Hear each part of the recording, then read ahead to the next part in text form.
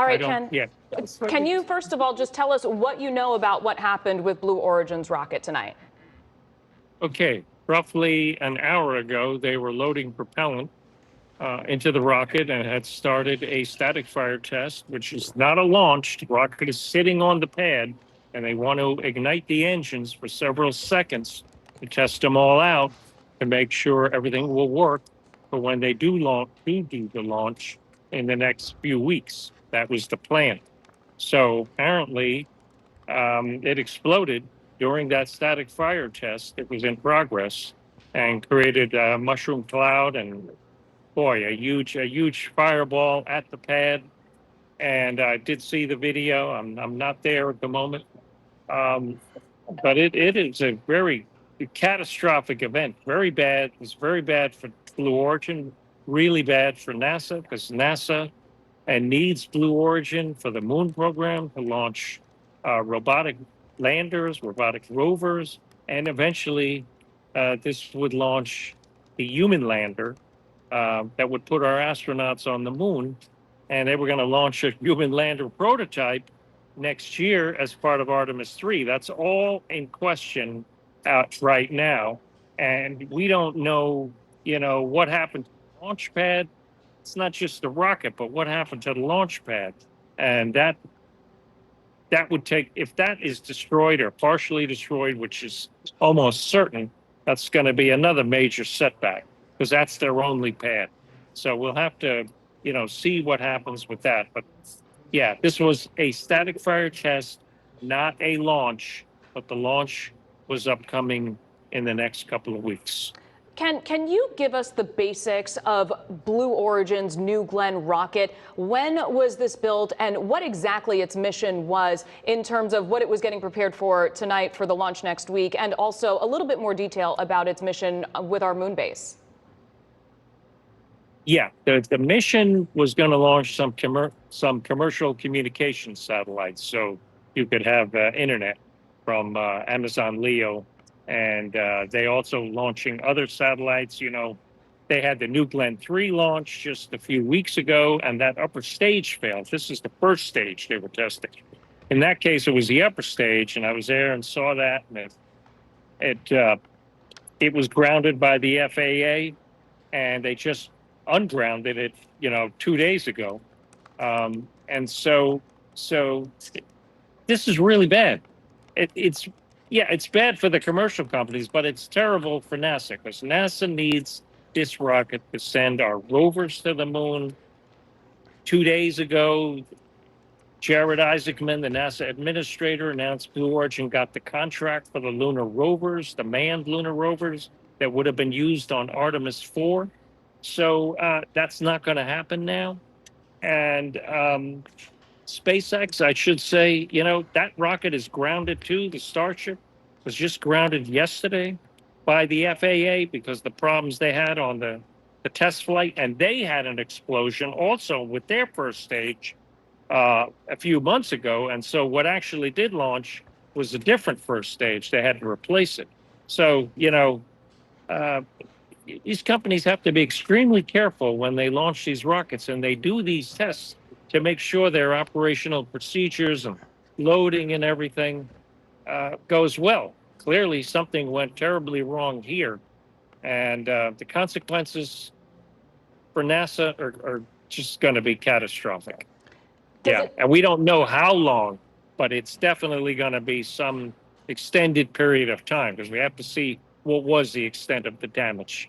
Ken, you just referenced that ungrounding, essentially, of the New Glenn rocket, that all coming from an FAA-mandated mishap investigation after what they called an anomaly during that third mission on April 19th. Can you give some folks some context on what that mission was for and why it ended up being grounded? Yeah, that was, again, to launch some other communication satellites for a different company, AST Mobile, and I was there for that one. And the first stage worked fine, the same first stage that just failed. And the upper stage was the issue there. There was a leak of cryogenic propellant, super cold propellants, and it leaked onto a hydraulic line. And that caused the upper stage engine to fail. And because of that, that payload worth a couple of $100 million at least didn't make it into Earth orbit. And so it fell back to Earth at a loss for that company. And so that's the consequences when these rockets don't work. So communication satellites, well, that's one thing. But if you had NASA astronauts on there, or if you had, multi-billion dollar payloads for NASA for these lunar landers, and that would be really awful, because that would set the program back terribly. And it's already set back, because now you don't know when you're going to be able to launch this rocket again. And they just got the contract, Blue Origin, for the 2 lunar rovers 2 days ago at the moon event with Jared Isaacman. So the ramifications of this, we don't even know what they are, but they're extremely serious. We just don't know how long the down period is going to be.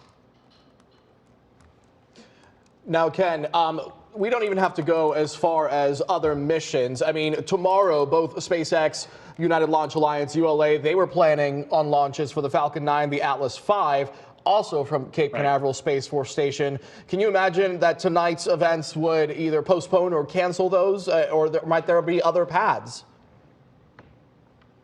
Well, the launch tomorrow, sorry, there's an alarm going off here right now.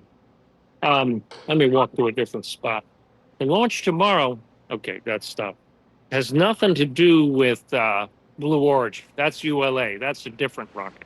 That's the Atlas V. Mm-hmm. So that is not going to have an impact on the other companies, okay? Because their rockets are completely independent. I mean, it's a good question, because sometimes the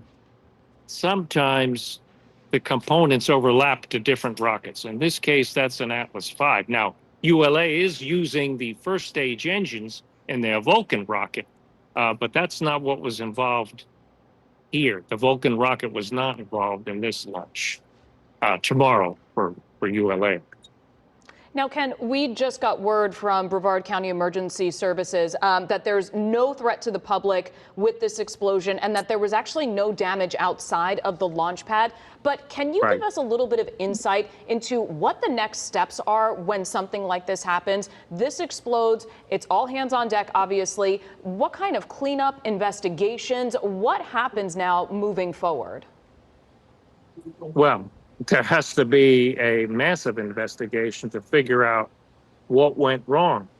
Was it procedures? Was there a leak? There probably was a leak somewhere in the systems while this was firing and ignited those cryogenic propellants, which are extremely flammable. So they have to figure out, why did that happen? And this was a new first stage. This wasn't even a reused one. They have reused their first stage on the last launch, and that worked fine. But it didn't work fine here. So they have to do a really strong investigation with the FAA, with NASA, the Space Force, and it is isolated. Luckily, this is many miles from populated areas.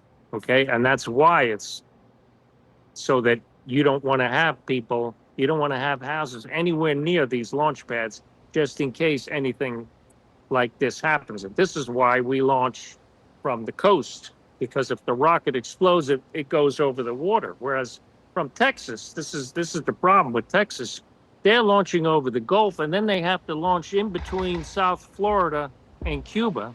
And when those explosions happened, you did have debris fall down on the Caribbean islands. So there's a lot of things that have to be taken into account, and it's going to take a long time to figure out what went well. It's going to take a couple of months to figure out what happened here, and then they're going to have to figure out what, because I'm hearing that there was extensive damage to the pad. Somebody just wrote me, so I don't know how extensive, but that is going to have to be rebuilt.